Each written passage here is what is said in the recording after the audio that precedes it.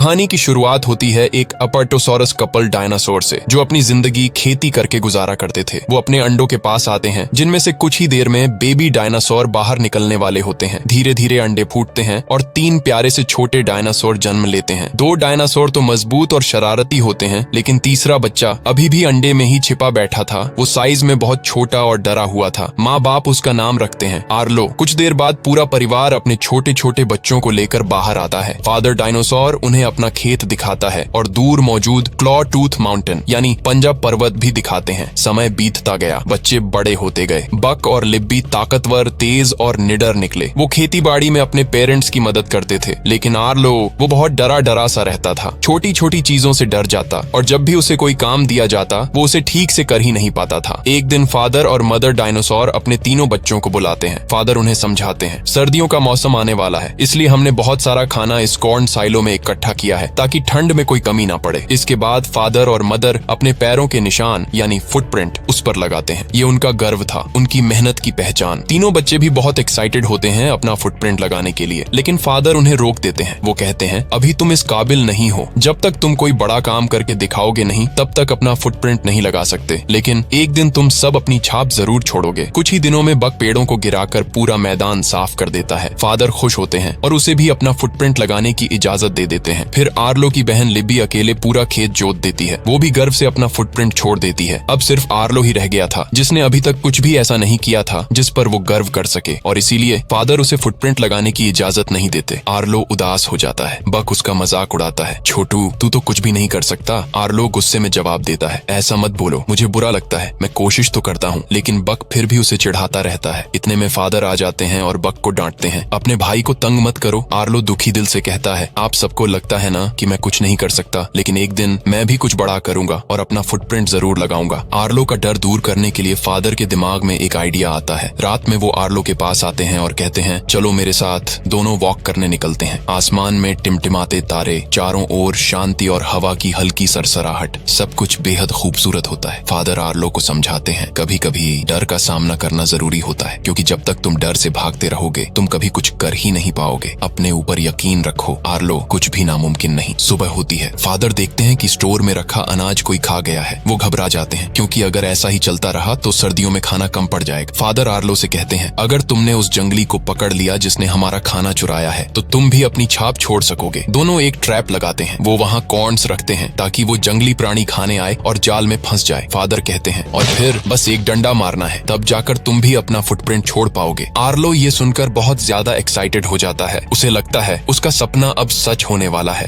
अब आर्लो उस ट्रैप के पास पहरा देने लगता है। अचानक झाड़ियों में सरसराहट होती है और एक छोटा सा जंगली बच्चा स्पॉट वहाँ आ जाता है, जो उसी वक्त ट्रैप में फंस जाता है। आर्लो उसे देखता है तो हैरान रह जाता है। वो कोई डरावना जानवर नहीं, बल्कि एक छोटा सा इंसानी बच्चा था। स्पॉट जोर जोर से चिल्ला रहा होता है और खुद को जाल से छुड़ाने की कोशिश कर रहा था। आर्लो का दिल तेजी से धड़कने लगता है। वो डर जाता है, लेकिन फिर हिम्मत जुटाकर डंडा मारने की सोचता है ताकि वो स्पॉट को मार सके और खुद को साबित कर सके। मगर वो ऐसा नहीं कर पाता। उसका दिल उसे रोक देता है। वो ट्रैप खोल देता है और स्पॉट वहाँ से भाग जाता है। कुछ देर बाद फादर डायनासोर वहाँ पहुँचते हैं। वो गुस्से में आर्लो पर चिल्लाते हैं, तुमने उसे पकड़कर भी छोड़ दिया, तुम्हारा डर सारा काम खराब कर गया। फिर वो आर्लो से कहते हैं, चलो आज रात ही हम उस जंगली बच्चे का काम तमाम कर देंगे। दोनों साथ में उस जंगल की तरफ निकलते हैं जहाँ स्पॉट के पैरों के निशान दिखाई दे रहे थे। लेकिन तभी तेज बारिश शुरू हो जाती है और वो निशान धीरे धीरे मिटने लगते हैं। फादर आर्लो से कहते हैं, तेज चलो, लेकिन आर्लो डरने लगता है। पापा मौसम बहुत खराब हो रहा है, हमें वापस चलना चाहिए। मगर फादर उसे नजरअंदाज करते हुए आगे बढ़ते रहते हैं। आसमान में बिजली चमकने लगती है। गड़गड़ाहट इतनी तेज थी कि आर्लो का दिल जोर जोर से धड़कने लगता है। बारिश में फिसलते हुए आर्लो गिर जाता है। उसका पांव मुड़ जाता है। वो मुश्किल से उठता है और फिर से कहता है, पापा वापस चलो। फादर गहरी सांस लेकर कहते हैं, आर्लो मैं तुम्हें यूं ही डांटता नहीं हूँ, मैं चाहता हूँ कि तुम मजबूत बनो, डर पर काबू पाओ, वरना बड़े होकर कुछ नहीं कर पाओगे। फिर वो उसे वापस चलने को कहते ही हैं कि अचानक तूफान बहुत तेज हो जाता है और फिर फ्लैश फ्लड आता है। पानी का तेज बहाव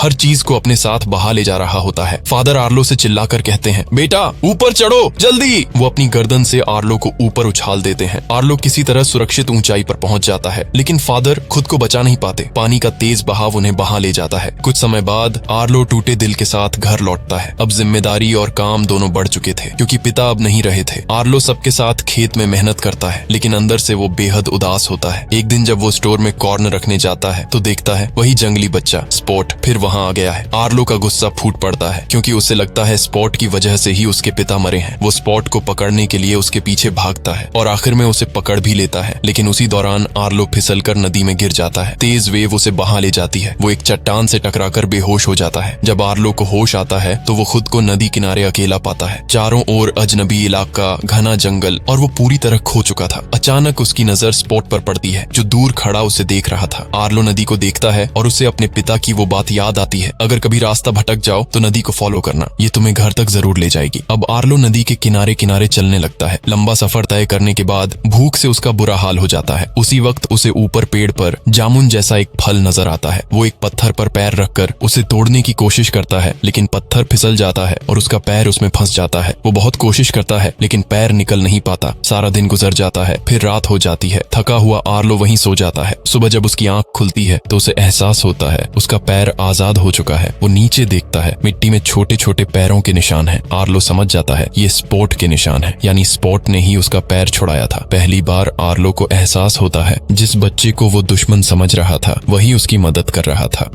आर्लो हिम्मत जुटाकर उठता है। अब वो डरने के बजाय कुछ करने का फैसला करता है। वो आसपास की लकड़ियां इकट्ठा करता है और अपने लिए एक छोटा सा घर बनाने लगता है। धीरे धीरे उसे थोड़ा सुकून मिलने लगता है। तभी स्पॉट दोबारा वहां आ जाता है। इस बार वो आर्लो के लिए एक लिजर्ड लाता है क्योंकि उसे पता था कि आर्लो को भूख लगी है, लेकिन आर्लो पीछे हट जाता है और घबराकर कहता है दूर करो इसे। वो शाकाहारी था और ऐसी चीजें खाना उसके बस की बात नहीं थी। स्पॉट कुछ देर सोचता है और फिर वो एक बहुत बड़ा कीड़ा पकड़ कर लाता है। वो अपने दांतों से उसका सिर अलग करता है और आर्लो की तरफ बढ़ाकर इशारा करता है खा लो। आर्लो घिन और डर से पीछे हट जाता है। स्पॉट को अब समझ आ जाता है कि आर्लो क्या खाता है। वो तुरंत जाकर वो बेरीज लाता है, वही फल जो आर्लो ने पहले देखा था। आर्लो भूखा था। वो बेरीज पर टूट पड़ता है। फिर वो स्पॉट से और फल मांगता है। स्पॉट उसे अपने साथ एक ऊंची जगह पर ले जाता है जहाँ एक पूरा पेड़ बेरीज से लदा हुआ था। आर्लो की आंखें चमक उठती हैं। वो तेजी से पेड़ की तरफ बढ़ता है, लेकिन स्पॉट उसे रोकने की कोशिश करता है। आर्लो नहीं रुकता और जैसे ही वो फल खाने झुकता है ऊपर से एक बड़ा सा स्नेक गिरकर उसके ऊपर आ पड़ता है। आर्लो डर से चीख उठता है। स्नेक अटैक करने ही वाला होता है कि तभी स्पॉट उस पर टूट पड़ता है। छोटा सा स्पॉट बड़े सांप को डरा भगाता है। आर्लो दंग रह जाता है। पहली बार उसे एहसास होता है कि स्पॉट सिर्फ जंगली बच्चा नहीं, एक बहादुर साथी भी है। अचानक लकड़ियों में से एक विशालकाय जानवर निकलता है जिसके सींगों पर कुछ पक्षी बैठे होते हैं। वो आर्लो से पूछता है तुम्हारे साथ ये बच्चा कौन है? आर्लो जवाब देता है इसका कोई नाम नहीं है। थोड़ा सोचने के बाद वो उसे नाम देता है स्पॉट। स्पॉट पीछे मुड़कर देखता है और हल्की सी मुस्कान देता है। उसे ये नाम अच्छा लगता है और इस तरह स्पॉट को उसका नाम मिल जाता है। आर्लो और स्पॉट की दोस्ती अब गहरी होने लगती है। दोनों साथ में नदी के किनारे किनारे आर्लो के घर की तरफ बढ़ने लगते हैं, लेकिन रास्ता आर्लो को ज्यादा समझ नहीं आता। थोड़ी देर बाद वो एक ऐसी जगह पहुंचते हैं जहां घास उगी होती है। आर्लो अपनी पूंछ को घास में हिलाता है और अचानक वहां से जुगनू निकलते हैं। सैकड़ों रोशनियां हवा में तैरने लगती हैं। स्पॉट और आर्लो दोनों उस नजारे को देखकर खिलखिलाकर हंस पड़ते हैं, लेकिन अगले ही पल आर्लो को अपने पिता की याद आ जाती है क्योंकि उसके पिता भी ऐसे ही उसे जुगनू दिखाया करते थे। आर्लो का चेहरा उदास हो जाता है। वो जमीन पर बैठता है और लकड़ियां उठाता है। वो 5 छोटी लकड़ियां जमीन में गाड़ता है और फिर सबसे बड़ी लकड़ी को गिरा देता है। यानी वो स्पॉट को अपने परिवार के बारे में बता रहा होता है। हम 5 थे लेकिन अब पापा नहीं रहे। स्पॉट कुछ देर उसे देखता है, फिर खुद भी 3 लकड़ियां जमीन में गाड़ता है। वो 2 बड़ी लकड़ियां गिरा देता है और अकेली छोटी लकड़ी को देखकर नीचे सिर झुका लेता है। इसका मतलब था उसके माता पिता भी मर चुके थे, वो भी अकेला है। आर्लो और स्पॉट एक दूसरे को गले लगाते हैं। दोनों की आंखें नम होती हैं। दोनों चुपचाप एक दूसरे का दर्द समझते हुए वहीं सो जाते हैं। अगली सुबह वो अपनी यात्रा जारी रखते हैं। मौसम अच्छा था, लेकिन अचानक आसमान में बादल छा जाते हैं। तेज हवा चलने लगती है और कुछ ही देर में तूफान आ जाता है। आर्लो डर जाता है क्योंकि ये नजारा उसे उसी रात की याद दिलाता है जिस रात उसके पिता बाढ़ में बह गए थे। फ्लैशबैक की तरह सब उसकी आंखों के सामने घूमने लगता है। वो घबरा कर भागने लगता है। आखिरकार वो एक बड़े पेड़ के नीचे जाकर छिप जाता है। स्पॉट भी उसे देखता है और समझ जाता है कि आर्लो के अंदर अब भी डर जिंदा है। जब आर्लो की आंख खुलती है तो वो पाता है कि वो नदी से काफी दूर आ गया है। कहीं भी पानी नजर नहीं आता और अब उसे घर का रास्ता समझ में नहीं आता। दिल भारी हो आता है और वह उदास सा आगे बढ़ता है। थोड़ी ही देर में वह अजीब और गरीब परिंदों का एक झुंड देखता है। वे दिखने में खतरनाक और डरावने लगते हैं। आर्लो उनसे पूछता है कृपया बताइए नदी किस तरफ है, मुझे घर जाना है। पर वे परिंदे झूठ बोलते हैं कि वे तूफान में घायल हुए जानवरों की मदद कर रहे हैं, तुम्हें भी हमारी मदद करनी चाहिए। आर्लो एक फॉक्स को बाहर निकालता है, लेकिन परिंदे परिंदे उसे ही निगल जाते हैं। फिर वे बार बार स्पोर्ट के बारे में पूछते हैं। सरदार परिंदा शक करता है और स्पोर्ट को पकड़ने के लिए निकल पड़ता है। आर्लो उस पर झपटता है, स्पोर्ट को कमर पर उठाकर तेज दौड़ने लगता है और तभी सामने दो बहुत बड़े जायंट डायनासोर दिखाई देते हैं जो दरअसल अच्छे होते हैं। उड़ने वाले परिंदों ने दोनों को पकड़ने की कोशिश की, लेकिन जायंट डायनासोर आकर उन्हें बचा लेते हैं। कुछ ही देर में वहाँ एक और बड़ा डायनासोर आता है जो इन दोनों का पिता होता है। जायंट डायनासोर का पिता गंभीर स्वर में कहता है, तुम्हें यहाँ नहीं आना चाहिए था, यह इलाका खतरों से भरा है। आर्लो बताता है, मैं यहाँ गलती से आ गया, क्या आप मुझे नदी का रास्ता बता सकते हैं, पंजा पर्वत वाली नदी? लेकिन पिता डायनासोर कहते हैं कि हमारे पास समय नहीं है, हमें अपनी भैंसें ढूंढनी है। आर्लो मदद करने की इच्छा जताता है और बताता है कि स्पोर्ट की नाक बहुत तेज है, वह भैंसों की खुशबू सूंघ कर उन्हें ढूंढ सकता है। जायंट डायनासोर कहते हैं कि ठीक है, पर वहाँ चोर भी घूम रहे हैं। वे आर्लो से कहते हैं कि पास में जो बड़ा पत्थर दिख रहा है वहाँ जाकर जोर से चिल्लाओ ताकि जो चोर हमारी भैंसें चुराते हैं वे बाहर आ जाए। आर्लो डर रहा था पर उसे घर भी वापस जाना था, इसलिए वह पत्थर पर चढ़कर चिल्लाने लगता है, पर उसकी आवाज बिल्कुल नहीं निकलती। तभी स्पोर्ट उसके पांव पर जोर से काटता है और आर्लो दर्द में जोर से चिल्ला उठता है। उसकी आवाज सुनकर भैंसें वापस आने लगती है, लेकिन साथ ही